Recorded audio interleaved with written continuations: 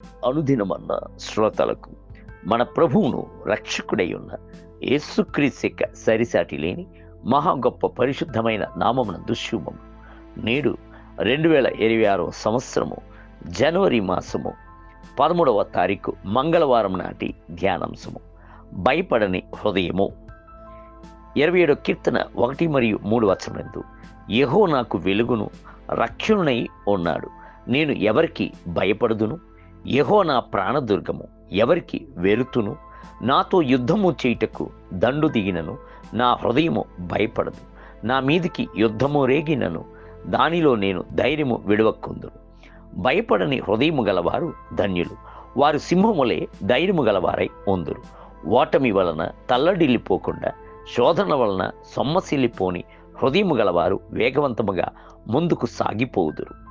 ప్రభువును ఆనుకొని ఉన్న దావీదునకు అటువంటి ఒక హృదయమును ప్రభు దయచేసినందున ఆయన ధైర్యముగా హూంకరించి చెప్పుచున్నాడు. నాతో యుద్ధము చేయుటకు దండు దిగినను నా హృదయము భయపడదు.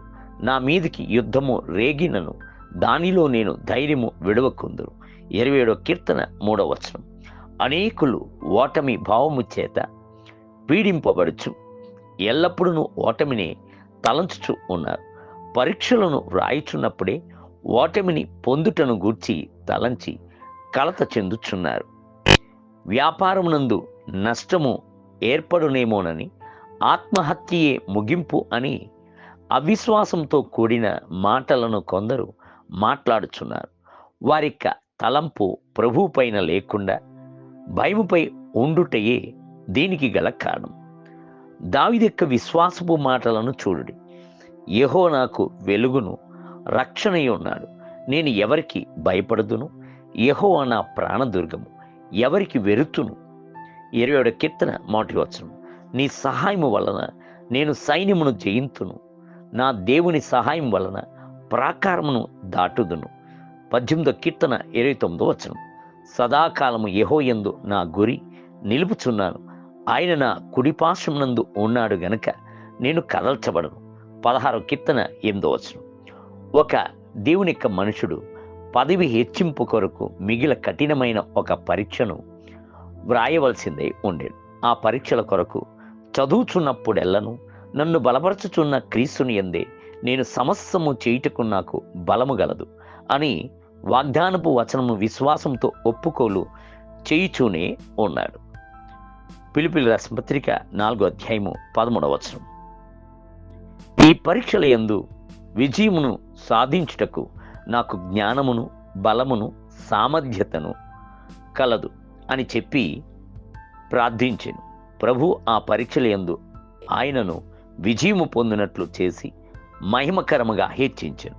దేవుని బిళ్ళారా, పరాజయమును జయముగా మార్చుచున్న విధానములను ఎరిగి ఉండవలెను.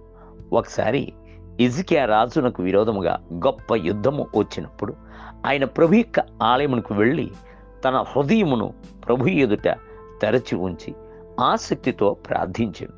జరిగింది ఏమిటి? ప్రభు ఆ ప్రార్థనను ఆలకించి ఒక దేవదూతను అశూర్ల పాలెములోనికి పంపించెను. అతడు బయలుదేరి వెళ్ళి 1,85,000 మందిని సంహరించెను. దేవుని బిడ్డలారా, జయక్రీస్తు మీ పక్షం నందు నిలబడుచున్నాడు. మీరు భయపడుచున్న ఎట్టి అంశంనైనను మీకు సంభవించదు. అందుచేత తలెత్తుకొని నిటారుగా నడిచి ప్రభువును స్తోత్రించి మహిమపరచుడి. ఆయన మీ దుఃఖమును సంతోషముగా మార్చుచున్నాడు. నిశ్చయముగానే ఈ సంవత్సరము మిమ్ములను విజయవంతులుగా చేయుచున్న సంవత్సరముగా ఉండును. నేటి ధ్యానమునకే వారు బాకాలోయలో పడి వెళ్ళుచు దాన్ని జలమయముగా చేయుదు. తొలకిరి వాన దానిని దీవెనతో నింపును. 84వ కీర్తన 6వ వచనం. నేటి వేద పఠనము ఉదయము ఆదికాండము 31 మరియు 32 అధ్యాయములు, సాయంత్రం మత్తయి సువార్త 9వ అధ్యాయం 18 మొదలుకొని 38 వచనములు. ప్రభువు మిమ్ములను దీవించునుగాక. ఆమేన్.